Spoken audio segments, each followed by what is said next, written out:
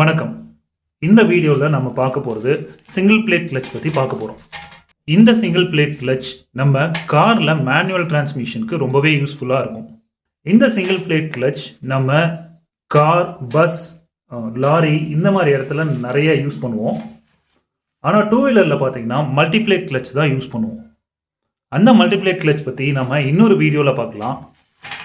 இந்த வீடியோவில் இந்த சிங்கிள் பிளேட் கிளச்சோட யூசஸ் என்ன, எப்படி காரில் என்ஜினில் இருந்து வீல் வரைக்கும் ஒரு டிரான்ஸ்மிஷனை ஈஸியாக ஸ்மூத்தாக கொண்டு போகுது இந்த கிளச் அப்படிங்கிறத பற்றி பார்க்க போகிறோம். இந்த சிங்கிள் பிளேட் கிளச் பார்த்தீங்கன்னா நமக்கு பார்ட்ஸ் நிறைய இருக்கும். அதனோட அசம்பிளியை தான் நம்ம கிளச்னு ஒட்டு மொத்தமாக சொல்லுவோம். இதில் உள்ள இருக்க இந்த பார்ட்டுக்கு பேர் ஃப்ரிக்ஷன் பிளேட்னு சொல்லுவோம்.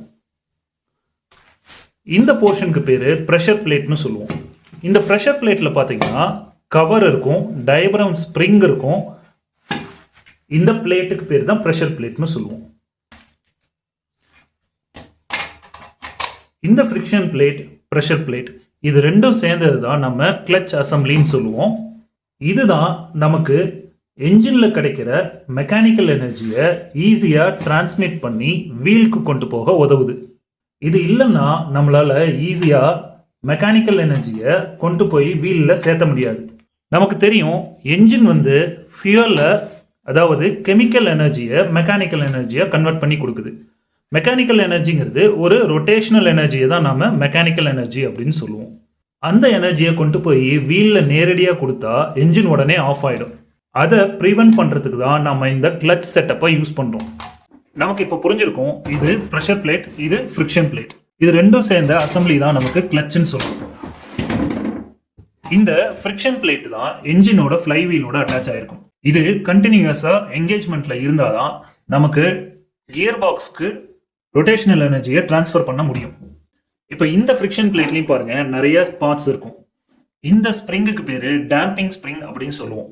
இது எதுக்குன்னா நம்மளோட என்ஜின்ல இருந்து வர அன்வான்ட் வைப்ரேஷனை குறைச்சி இந்த ஷாஃப்ட், அதாவது டிரைவர் ஷாஃப்ட் வந்து இங்க கனெக்ட் பண்ணியிருப்பாங்க.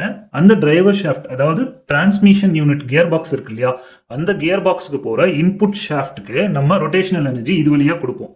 அதுக்கான இன்புட் ஷாஃப்ட்டுக்கு கிடைக்கக்கூடிய ரொட்டேஷனல் எனர்ஜி எங்க இருந்து வருதுன்னா இந்த ஃப்ரிக்ஷன் பிளேட்டு நம்மளோட ஃப்ளை வீல்ல டச் ஆயிட்டு இருக்கும். இந்த ஃபேஸ் வந்து ஃப்ளை வீல்ல டச் ஆயிட்டு இருக்கும். அப்படி டச் ஆகிட்டு இருக்கும்போது இதுவும் சேர்ந்து ரொட்டேட் ஆக ஆரம்பிக்கும். அப்படி ரொட்டேட் ஆக ஆரம்பிக்கும் போது இந்த போர்ஷன் இருக்கு இல்லையா, இது ஷாஃப்ட் வழியா கியர் பாக்ஸ்க்கு இன்புட் கொடுக்கும். அப்படி கொடுக்கும்போது நமக்கு இனிஷியலாகவே இது ஸ்டார்ட் ஆகும்போது மெதுவாக தானே ஃபர்ஸ்ட் எங்கேஜ் ஆகி சுத்த ஆரம்பிக்கும்.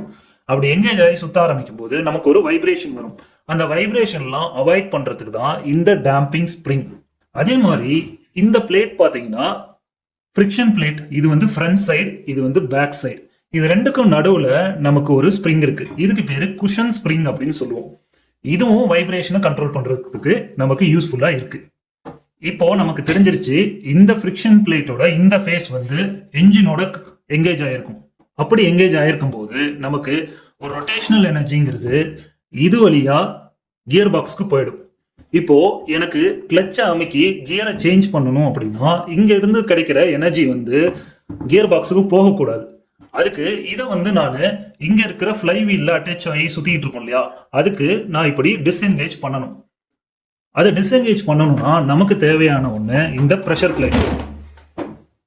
இந்த ப்ரெஷர் பிளேட்ல நான் ஏற்கனவே சொன்னேன், இதுக்கு பேர் கவர், இதுக்கு பேர் ப்ரெஷர் பிளேட், இதுக்கு பேர் டயப்ரம் ஸ்ப்ரிங். இந்த டயப்ரம் ஸ்ப்ரிங்கை நாம இப்படி, இதுக்கு பேர் ரிலீஸ் பேரிங்னு சொல்லுவோம். இந்த ரிலீஸ் பேரிங்கை வச்சு அமுக்கணும் அப்படின்னா இந்த ப்ரெஷர் பிளேட் உள்ள போகும். இங்க இருக்கு இல்லையா, இந்த போர்ஷன்ல இருந்து உள்ள போகும். அப்படி உள்ள போகும்போது இந்த ப்ரெஷர் பிளேட் தான் இந்த ஃப்ரிக்ஷன் பிளேட்டை அமுக்கி பிடிச்சிக்கிட்டு இருக்கும். எது கூட, நம்மளோட ஃப்ளை வீல் கூட இந்த சர்ஃபேஸை கொண்டு போய் ப்ரெஸ் பண்ணி என்கேஜ் பண்ணி பிடிச்சிக்கிட்டு இருக்கும். ஸோ நீங்க ஒன்ஸ் வந்து இந்த டயப்ரம் ஸ்ப்ரிங்கை அமுக்கிட்டீங்க அப்படின்னா ஆட்டோமேட்டிக்கா இந்த ப்ரெஷர் பிளேட் வந்து பேக் வந்துடும். அப்படி பேக் வந்தோடனே இந்த ஃப்ரிக்ஷன் பிளேட் இருக்கு இல்லையா, இதுவும் பின்னாலேயே வந்துடும். இந்த ஃப்ளைவீல் மட்டும் தனியா இங்க சுத்திக்கிட்டே இருக்கும். அப்போ என்ஜினோட எனர்ஜி வந்து நமக்கு கியர் பாக்ஸ்க்கு டிரான்ஸ்ஃபர் ஆகாது. அந்த பர்பஸ்க்காக தான் இந்த கிளச்சை வந்து நம்ம யூஸ் பண்றோம். இந்த கிளச் மட்டும் இல்லை, இந்த கிளச் அசம்பிளி மட்டும் நமக்கு இல்லை அப்படின்னா கண்டிப்பா என்ஜினை நம்மளால ஸ்மூத்தா ரன் பண்ணவும் முடியாது, கியர் பாக்ஸை யூஸ் பண்ணி நம்ம வேரியஸ் ஸ்பீடையும் கண்ட்ரோல் பண்ண முடியாது. இதே மாதிரி இன்னமும் இன்ஃபர்மேட்டிவான வீடியோஸ் நம்ம போடுறதுக்கு ரெடியாக இருக்கும். இந்த வீடியோ உங்களுக்கு பிடிச்சிருந்ததுன்னா லைக் பண்ணுங்க. இதை விட இன்னமும் நம்ம ப்ராக்டிக்கலாக இந்த கிளச்சை கொண்டு போய் டைரெக்டாகவே என்ஜின் கிட்ட வச்சு எக்ஸ்பிளைன் பண்ணுறதுக்கான முயற்சியில் நெக்ஸ்ட் வீடியோவில் பார்க்கலாம். இந்த வீடியோ பிடிச்சிருந்ததுன்னா ஒரு லைக் பண்ணுங்க. மீண்டும் அடுத்த வீடியோவில் சந்திக்கலாம்.